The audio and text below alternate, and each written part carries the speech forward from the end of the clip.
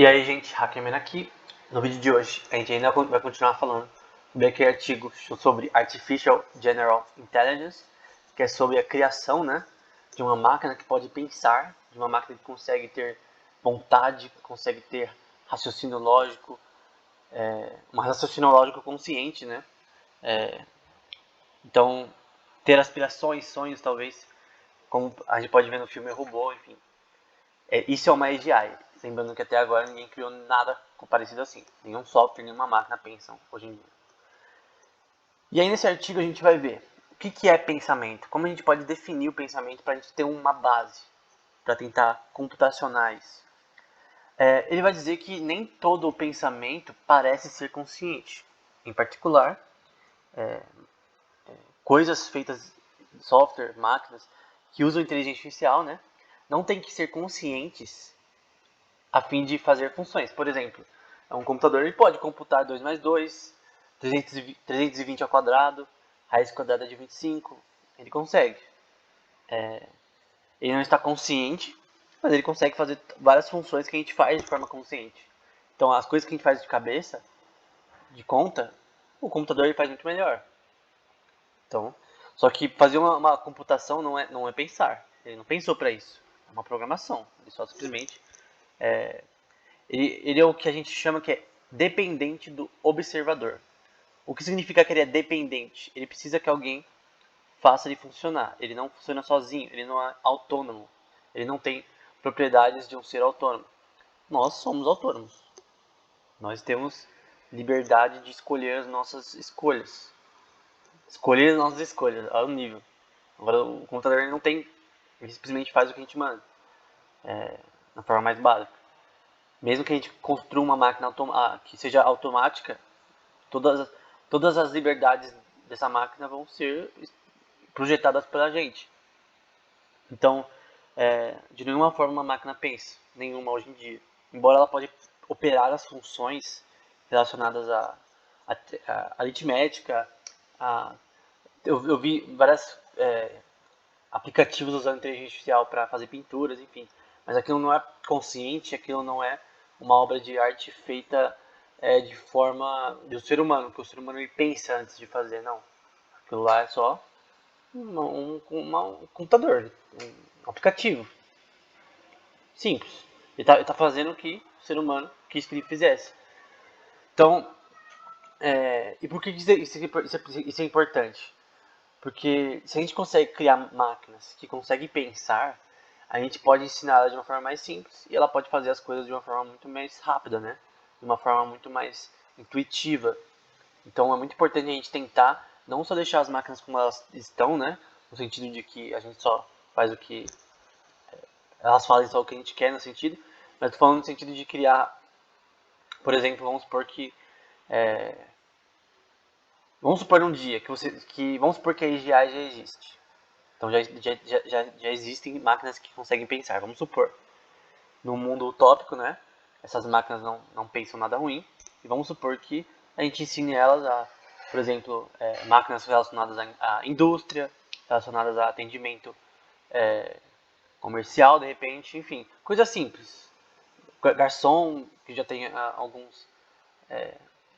alguns restaurantes específicos que usam robôs como garçons, enfim. Mas vamos supor, essas coisas simples, coisas de comércio, coisas assim, repetitivas. Então, vamos supor que a gente tenha esse tipo de máquina. Vamos supor que a gente consegue ensinar ela de forma intuitiva, como um ser humano. Então, você fala, você não pode fazer tal coisa, você tem que deixar os talheres aqui, você tem que entregar assim pro cliente, falar isso, isso, isso. Não só pela parte de programação, mas na parte de falar. Você fala, ela entende usando processamento de linguagem natural. Ela, ela também consegue falar usando Natural Language Generation, que são técnicas de machine learning, né, de inteligência artificial, e ela consegue assimilar o que você fala e consegue replicar o que você fala aprendendo como ser humano. Isso é uma AGI, isso é um sistema que pensa. A gente não tem nada disso até agora. Então é importante a gente tentar entender como fazer isso. E aí ele vai falar sobre cognição, né, que poderia ser definido como o processamento de entradas sensoriais. Como, por exemplo, você está olhando esse vídeo com os olhos, Você está ouvindo esses vídeos com os ouvidos, você está tocando o mouse para ver o tempo do vídeo, você está vendo coisas ao redor do vídeo que vão ser os vídeos recomendados e tal, de repente até mexendo no Facebook, respondendo alguém. Tudo isso, gente, são inputs, são entradas que estão entrando no seu cérebro, que estão entrando no seu campo consciente, né? Então, todas as coisas ao seu redor. Então, esses são os inputs sensoriais, que são assimilados a habilidades cognitivas. Então, cognição tem a ver com processar a informação e entender essa informação. Então, você está entendendo o que eu estou falando. Está entendendo que é português, está entendendo que as palavras que eu estou falando você consegue entender, você consegue classificar elas de forma diferente. Enfim, se eu falar cachorro, você vai classificar de uma forma diferente. Se eu falar jacaré, você vai classificar de uma forma diferente. Então, é uma coisa que nós fazemos de forma inconsciente, embora nós fazemos isso de forma consciente. E isso é habilidade de cognição. Então, o ser humano ele é um ser muito complexo que tem habilidades de cognição inimagináveis comparadas a uma máquina. Tanto que ninguém consegue replicar isso atualmente. E aí o paper, eu não vou mostrar a parte escrita, mas ele vai dizer, vai ter um parágrafo, né, 3 parágrafos na verdade, se não me engano, sobre os tipos de consciência que ele define, né? Lembrando que esse cara, o cara que criou esse artigo, né, que ele desenvolveu esse artigo, é um cara de ciência da computação, tá? Então, eu não sei se essas opiniões aqui são somente da área da ciência da computação, mas mesmo assim a gente tem que pegar nesse... A gente está lendo um artigo que está nesse meio, tá? Não é um artigo filosofia, de departamento de filosofia e tal. Então, ele vai definir 4 tipos de consciência. Consciência funcional, que provavelmente tem a ver com operações lógicas, operações cognitivas relacionadas à representação de símbolos, representação de caracteres, todo tipo de atividade consciente relacionada a essa parte funcional. A consciência fenomenológica, que é a parte de experiência. Então, essa consciência fenomenológica é relacionada a todas as experiências que você tem das suas atividades funcionais. Então, é relacionada à parte de cima. Na verdade, todas essas 4 são relacionadas e trabalham juntas. Então, essa parte de fenomenológica, por exemplo, você vai num parque de diversões. É a primeira vez. Você se sente mais feliz, né? Eu lembro a primeira vez que fui no parque de diversões. Eu senti que era uma coisa nova, era uma coisa legal, divertida. Cada brinquedo que eu ia era uma coisa, tipo, que eu sentia sentimentos diferentes de tudo que eu já tinha sentido, porque é uma coisa nova. Primeira vez no parque de diversões, quando eu era pequeno. Então você sente sabe, você se diverte, você vai ter vários sentimentos diferentes que você nunca teve, porque é uma experiência diferente. Só que quando você vai indo em parques de diversões mais vezes, você perde essa coisa. Mesmo que você goste, mesmo que você vai com outras pessoas, não é a mesma coisa que nem a primeira vez, porque a primeira vez é diferente. Por exemplo, eu lembro a primeira vez que eu fui no Hop Harry, porque eu já tinha ido em outro parque, só que o Hop Harry era muito maior do que o que a gente ia, né? Eu até esqueci o nome, ele já fechou. Eu acho que virou o Parque da Turma da Mônica ali. Play Center, Play Center. A gente ia no Play Center, era bem pequeno, agora você vai no Hop Harry, é enorme. E a questão é que a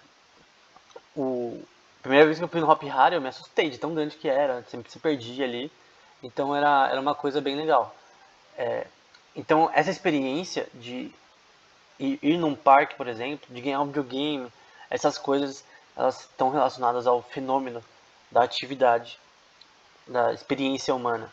E isso é muito difícil de você explicar de forma química, de forma física, de forma científica. É quase impossível no momento a gente explicar a parte fenomenológica da consciência. Por quê?